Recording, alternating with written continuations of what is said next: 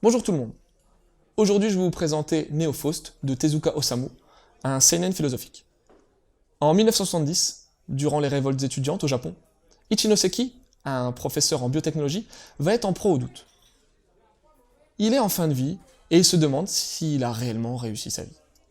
C'est à ce moment-là que Méphistophélès, l'envoyé du diable, va lui proposer un pacte. Son âme contre une vie nouvelle. Vous vous en doutez, Ichinoseki va accepter. Il va retourner dans son passé et va avoir l'opportunité de mener une vie nouvelle. Parallèlement à ça, nous verrons également dans ce manga les révoltes durant les années 70 au Japon.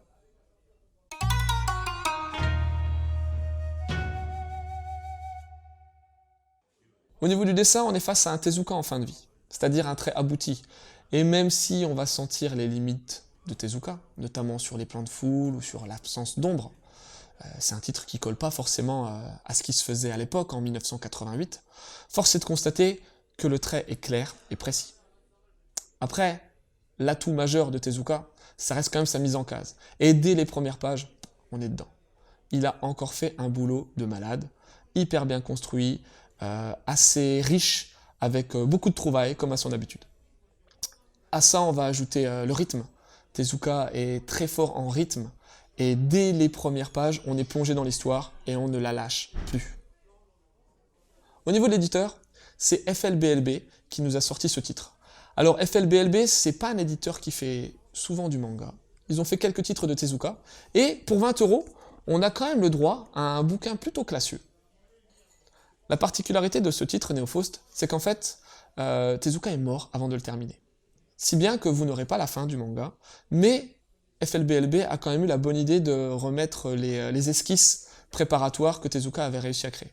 En plus de ça, on a une interview du maître qui va nous permettre de comprendre comment il a généré ce titre.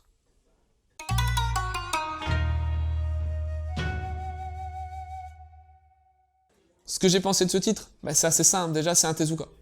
Moi, ça me plaît. Même si tous les Tezuka ne m'ont pas plu, c'est un de ces seinen noirs.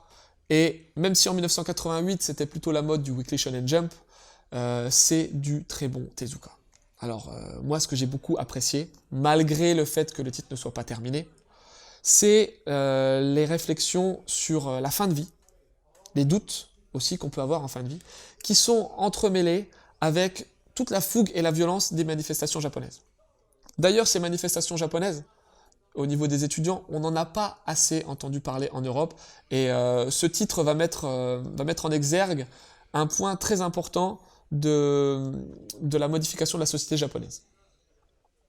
Quelque chose aussi que j'aime beaucoup, c'est l'intrigue cyclique, avec une vie qui va se refaire, et ça donne beaucoup de potentiel à ce titre, malgré le fait qu'il ne soit pas terminé.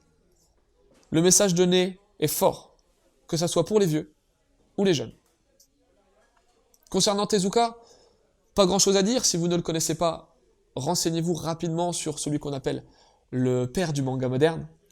Et la petite particularité, c'est qu'en fait, l'histoire de Faust l'avait profondément marqué étant jeune. C'est d'ailleurs sa 3e adaptation en manga de cette histoire, de Goethe. Maintenant, je vais vous conseiller 3 titres qui pourraient peut-être vous intéresser et qui gravitent autour de Neo Faust. L'histoire des 3 Adolphes, un autre seinen noir de Tezuka, certainement un de ses meilleurs. Kamuiden. Alors Kamuiden, c'est un manga de Sanpei Shirato. Cette personne ne vous dit peut-être rien, mais c'est un des pionniers du Gekiga.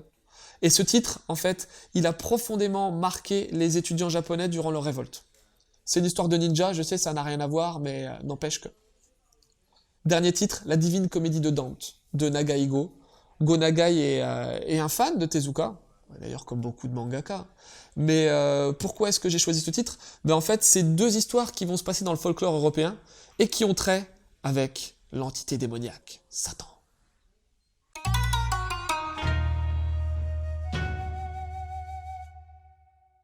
Donc pour faire simple, Neo Faust, c'est un manga philosophique qui va raconter les doutes de fin de vie d'un scientifique. En plus de ça, le manga va également se pencher sur les dangers de la technologie, comme souvent dans les œuvres de Tezuka. C'est une œuvre de Tezuka très aboutie. Alors oui, le dessin reste un petit peu simple, mais il n'en est pas moins efficace, et au service d'une narration magnifiquement rythmée. C'est un titre fort, bien construit, assez simple d'accès, intelligent, et ça reste un indispensable de la culture manga, puisqu'il s'agit d'un des derniers titres du père du manga moderne, Tezuka Osamu. C'est un titre FLB-LB, pas facile à dire, qui coûte 20 €. Sur ce, bonne lecture, et à bientôt.